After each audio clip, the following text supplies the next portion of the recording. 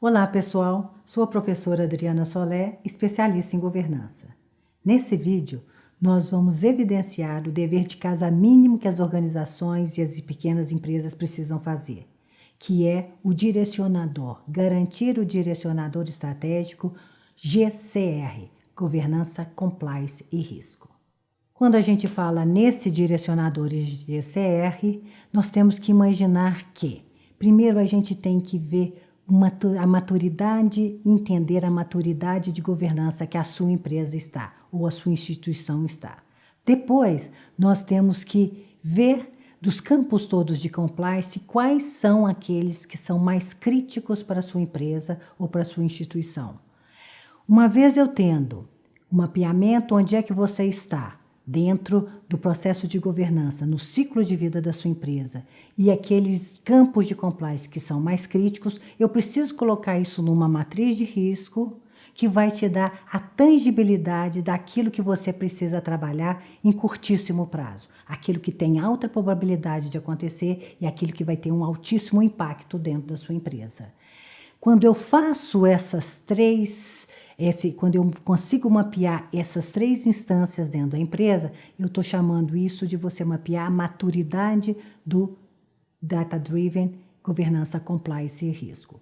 Isso significa que, através da matriz de risco, eu tenho que entrar com esses indicadores e com esses processos, né, dentro do seu planejamento estratégico. Tá? Porque vai ser esse planejamento estratégico que vai direcionar as ações do dia a dia da sua empresa.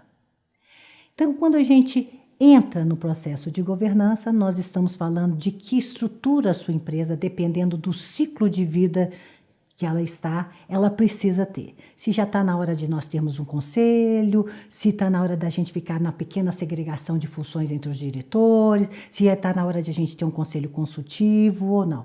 Essa maturidade de governança, ela depende muito do ciclo de vida, do momento que a sua vida, da sua empresa está passando. Tá? A maturidade de governança a gente analisa sob o ponto de vista da questão da propriedade, de como o capital social está organizado, se tem acordo de acionista ou não. Fala-se do princípio, né, o quanto eles são internamente compartilhados e externamente sancionados. Estamos falando também do propósito, a qualidade do nosso planejamento estratégico, né, a segregação dos papéis dentro da sua empresa, como é que se desenrola a estrutura de poder, o que vale na sua empresa, o que indica ou mérito para as pessoas crescerem ali dentro. A gente fala como as pessoas estão sendo tratadas ali, o momento, se tem RH estratégico ou não. E a gente fala também nas práticas, como as melhores práticas estão sendo trabalhadas e obedecidas dentro da sua empresa. Esse conjunto desses 7 P's vão garantir o 8º P, que é a perenidade da sua empresa, a perpetuidade dela ao longo do tempo. Muito bem, vimos a primeira instância do GCR, que é a governança. O segundo é compliance. E compliance, ele entra dentro das organizações e das empresas através da Lei 12.846 de 2013.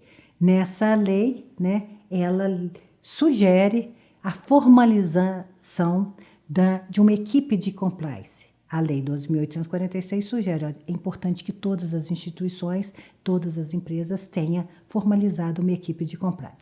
E o que mais chama a atenção é que essa lei responsabiliza a empresa se ela fizer alguma coisa errada, os administradores dessa empresa, as autoridades na qual elas fazem a interlocução, né? E corresponsabiliza também aquelas pessoas jurídicas, aqueles stakeholders, caso eles machuquem as instâncias dessa lei, tá? Compliance traz para dentro das empresas os stakeholders, porque como essa corresponsabilização dos stakeholders, as empresas precisam evidenciar e precisam mapear aqueles stakeholders que são mais críticos, aqueles que, sobre o ponto de vista legal, se é alguma coisa, se eles machucarem ou eles não levarem em consideração algumas questões legais, vai levar a empresa junto com eles, né? Vai penalizar a sua empresa junto com ele. Então, essa questão dos stakeholders é um dos pontos importantes para a gente ficar atentos quando a gente inclui compliance dentro do esquema, né? Dentro do dia a dia da sua empresa.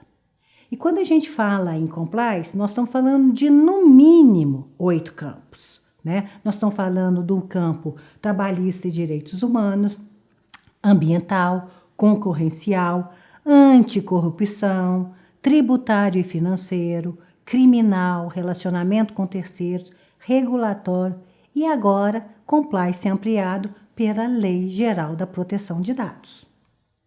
Essa nova lei, Lei Geral da Proteção dos Dados, ela pode ser dividida em 3 instâncias.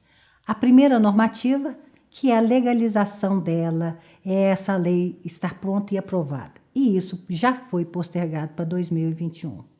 Acontece que as empresas precisam responder muito rapidamente a ela.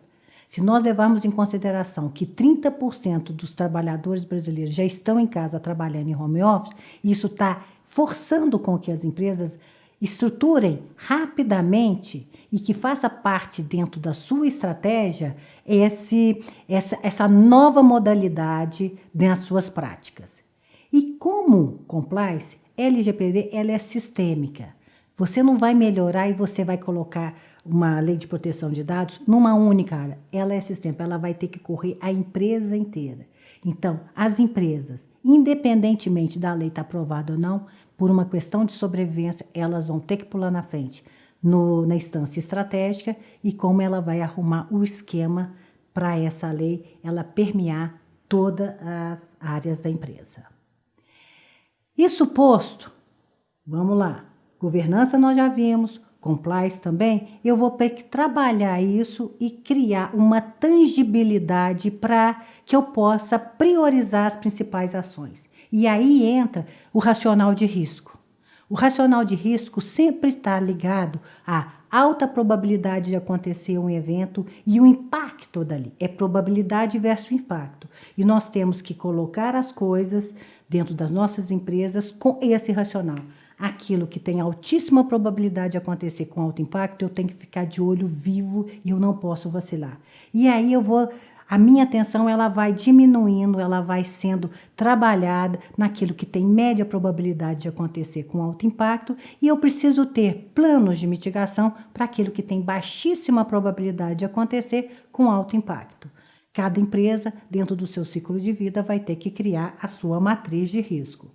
Acontece que, se hoje as empresas não tiverem a mínima estrutura de compliance, não vai aguentar e não vão ter como suportar uma lei de proteção de dados. Porque ela depende, além de ser uma lei que complementa a compliance, ela vai exigir uma ampliação na questão do compliance. E se elas não trabalharem e se estruturarem rapidamente, até por forçar, porque as empresas já estão tendo que pular na frente para entender essa lei, eles não vão dar conta do próximo passo, cybersecurity. Acontece que home office era uma realidade que estava há 3, 4 anos. A gente já sabia, já percebia e já via como tendência dentro das nossas empresas. Home office já é. E agora a gente começa a ver como tendência o cybersecurity. Se nós não tivermos bem estruturado o GCR, através do compliance, LGPD não vai conseguir ser introduzida nas empresas e o cybersecurity vai ficar como uma tendência muito longe da realidade das nossas empresas. É isso aí.